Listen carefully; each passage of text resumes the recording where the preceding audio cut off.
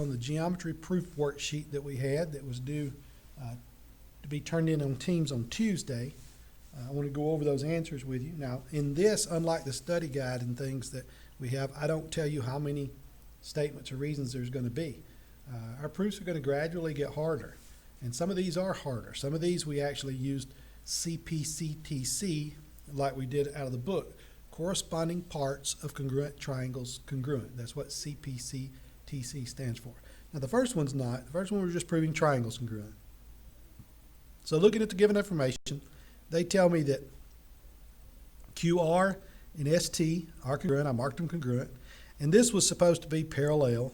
I mean, I've already said they're congruent, so the only other thing is that they're parallel. So that was supposed to be parallel. So if they're congruent and parallel, we write that down. They're congruent. That's one of the pieces of information I need to prove the triangle's congruent. That they're parallel lines help me prove angles congruent. And the angles in this case will be angle 1 and 2, those alternate interior angles.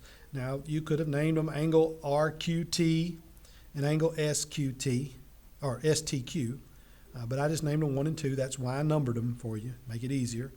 Parallel lines form congruent alternate interior angles. So now I have a side and angle. All I need is QT, and it's QT congruent to TQ. It does reverse by reflexive property. And then we have side, angle, side, angle, side. So that's why those triangles are congruent. 4 steps along. It's real simple. Now in number 2, this proof is a little bit longer, a little more complicated. But now you need to understand, we're proving triangles congruent. I don't care what it says here. It's saying prove angle 3 congruent to angle 5. It doesn't matter. We're going to have to prove the triangles congruent before we do that. Up here, we just went directly to proving triangles congruent. Here, we're trying to prove angle 3 is congruent to angle 5. So we're going to first attempt to prove the triangles congruent, and then we'll look at how we prove 3 and 5 are congruent. So they start off by telling you angle 1 and 2 are congruent. I marked those. AB is congruent to DC. I marked those. So I got those marked. So I have a side and angle already, in those 2 triangles. And then in the given, it says C is the midpoint of BE. C is the midpoint of the segment BE. That means it split it into 2 congruent segments, right? That's what a midpoint does, puts a segment into 2 congruent segments. So what are those segments? Well, if I'm naming them the way they correspond in the picture, I'm going to say BC is congruent to CE. BC congruent to CE. Definition of midpoint. That's what a midpoint does. It splits a segment into 2 congruent segments. Okay? So now I have enough information to prove the triangle's congruent by side, angle, side, angle, side. So if I say the 2 triangles, ABC is congruent to DCE by side, angle, side. Okay? Now, if you didn't know how to do the rest of it, at least you've got that much of it complete.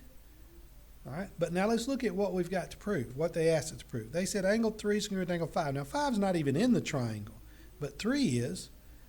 And what do we already know that 3 is congruent to because these triangles are congruent?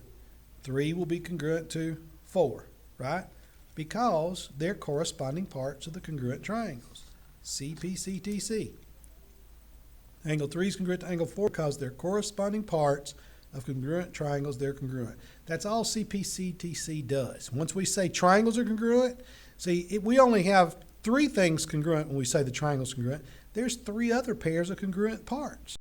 3 is congruent to 4, AC is congruent to DE, angle A is congruent to angle D. But in this case, we needed 3 congruent to 4, CPCTC. All right, so we got 3 congruent to 4. But remember, we're supposed to prove 3 congruent to 5. What is congruent to 5? 4. 4 is congruent to 5. Why? 4 and 5 are congruent because vertical angles are congruent. They're vertical angles. We can tell that by looking at the picture. And so if 3 is congruent to 4 by CPCTC, 4 is congruent to 5, vertical angles are congruent, and 3 and 5 are congruent, that's called the transitive property. Okay, and that's my proof. That's how. So what we do is first prove the triangle's congruent, see what parts of the triangles we need to prove some other piece of information congruent. We had a whole homework assignment on that. I put those answers for that homework on Teams. I put a video going over all the answers in that homework. Now, most of the ones on this test are not that complicated. The next test, they'll be a little more complicated, but we'll work some more proofs before then, too. All right, number 3 down here at the bottom, 4 steps. They almost give us enough information. All they do is they tell us, or to prove the triangle's congruent anyway. That's not what they're asking. They're not saying prove triangles congruent, are they? They're saying prove segments, or prove angles congruent, S and O. But in order to do that, we need to prove the triangle's congruent.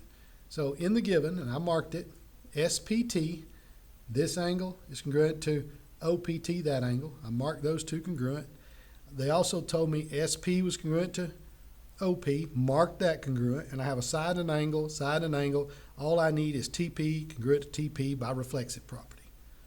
Okay, since TP is congruent to TP by reflexive, the triangles are congruent by side, angle, side. Side, angle, side, side, angle, side.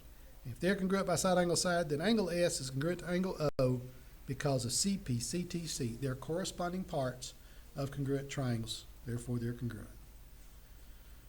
Okay, back up to number 4 at the top of the page. Again, they're not telling us to prove the triangles congruent, but we're going to prove them congruent in order to prove this. We're going to use corresponding parts of the triangles to help us prove that. So we start off with JK parallel to PQ. JK and PQ parallel, congruent first and parallel. They're congruent and parallel. That's what they said. That's given. Now, the fact that they're congruent, that's one of the things that's going to help me prove the triangle congruent. The fact that they're parallel helps me prove angles congruent. Now, you may have done this one different from me, but because the lines are parallel, alternate interior angles are congruent. So angle K is going to be congruent to angle Q. Angle J is going to be congruent to angle P. So I put both of those pairs of angles congruent because parallel lines form congruent alternate interior angles. I put them in one step, okay? Now, I know people look at this picture and they automatically think, well, vertical angles are congruent. Yes, they are. But I can prove this one without even using vertical angles. That's why I tell you, always address what the given says first. You may not need the obvious thing like reflexive. You may not need the obvious thing like vertical angles are congruent. See, because once I've marked those angles congruent and I had this side already congruent, then these two triangles are congruent by angle, side, angle. Now, it wouldn't be wrong if you used vertical angles. Maybe you said only one pair of these angles was congruent because parallel lines form congruent alternate interior angles. Then you put vertical angles are congruent. So then you could have proved the triangles congruent by angle, angle, side. Angle, angle, side. You could have done it that way. Nevertheless, we got the triangles congruent. Now let's see what else we have to prove. We're supposed to prove that KQ, this segment here, KQ, bisects JP. So JP is what's being bisected. So that means that M would be its midpoint, so JM would be congruent to PM. JM and PM would be congruent. Okay, JM and PM. See, I'm trying to prove that these are a bisector, so if it is the bisector, JM and PM would be congruent. And are JM and PM congruent? Yes, because of CP, CTC. They're corresponding parts of congruent triangles. And since they are congruent because of corresponding parts, then that means that this KQ did bisect JP by definition of segment bisector. All right, number 5 got a little confusing. It's 6 steps long, and it could be a little confusing because angle M in my picture, and I drew this picture. It's not a very good picture. But angle M was supposed to be a right angle, and it doesn't appear to be a right angle. But the first thing we do is write the given. LO bisects angle MLN. LO bisected MLN. So 1 and 2 are congruent. That's the first statement after the given. 1 and 2 are congruent because definition of angle bisector. Now, because these are perpendicular, whenever we find out things are perpendicular, this one says OM is perpendicular to LM. So M is supposed to be a right angle. And ON is perpendicular to LN, so N is supposed to be a right angle. So I named them using 3 points, LMO and angle LNO, but you could have just put angle M and angle N are right angles by definition of perpendicular segments. And if they're right angles, then you would have said that they are congruent because all right angles are congruent. Then all you would have to have, you have an angle, angle. We just need the side. LO is congruent to LO by reflexive property, and the triangles are congruent by angle, angle, side. Okay, so that's the whole proof. Okay, the confusing part was that this didn't look like a right angle. It looked like the right angle was down here, and I may have, if you looked at that, I think I named those wrong. I think I named an angle here as being a right angle. but I've corrected it here. But I think I did before when I scanned it and sent it out, and then I've corrected it in class when I was going over it. All right, number 6, don't even worry with number 6. This is the way you would have proved it, and you couldn't prove it. You would have gotten all this information I marked, but the way we prove them congruent is by a theorem that we haven't went over yet, so I will go over that theorem in one of the next sections. It's called hypotenuse leg. We'll talk about it then. But the last proof is 7 steps long. This was a longer proof. We write the given down about the perpendicular. We have segments congruent, CM and DB. And then they tell us M is the midpoint of AB. So addressing the given first, about the fact that they're perpendicular. That because that's perpendicular, we have 2 right angles. See, AB is perpendicular to CM, so that's going to be a right angle, CMA. AB is perpendicular to DB, so DBA is going to be also a right angle. So I said angle DBM and angle CMA are right angles, definition of perpendicular segments. If they're right angles, they're congruent because all right angles are congruent. So there's the same angles that are congruent. Okay, so that's one pair of congruent things. We also, in the given, had another pair of congruent things, segments. And then the other part, last part of the given is M is the midpoint of AB. If M is the midpoint of AB, then that means AM and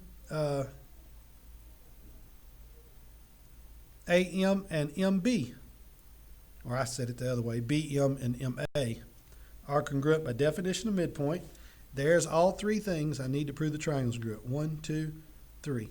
So those 3 things will help me prove the triangle's congruent by side, angle, side, side, angle, side. Now, in this one, we've proven the triangle's congruent. Oh, well, I don't know how to prove this. Well, at least you've got the triangle's congruent. You got 5 of the 7 steps done. So what are we supposed to do? We're supposed to prove that this segment here, DM, is parallel to CA, okay? And this would be a transfer, so crossing those 2. And if this angle were congruent to that angle, those are corresponding angles. If they're congruent, the lines are parallel, okay? Are they congruent, this angle and this angle? Yes, they are because of CP, CTC. Because the triangles are congruent, that angle is congruent to that angle. So that means these lines are parallel in number 7. They're parallel because congruent corresponding angles prove lines parallel. Okay, so that's the way that proof works. And like I said, we're going to be doing many more proofs similar to this where we use corresponding parts to prove triangles congruent, or we're going to prove triangles congruent, get corresponding parts to prove other things like lines parallel, segments being bisected, angles being bisected. We will actually prove triangles congruent, get parts of it to prove a second pair of triangles congruent, prove they're congruent. We'll have more than one pair of triangles in a picture that will prove congruent. But for now, they're going to be more like what was on the study guide, and some of these simpler proofs.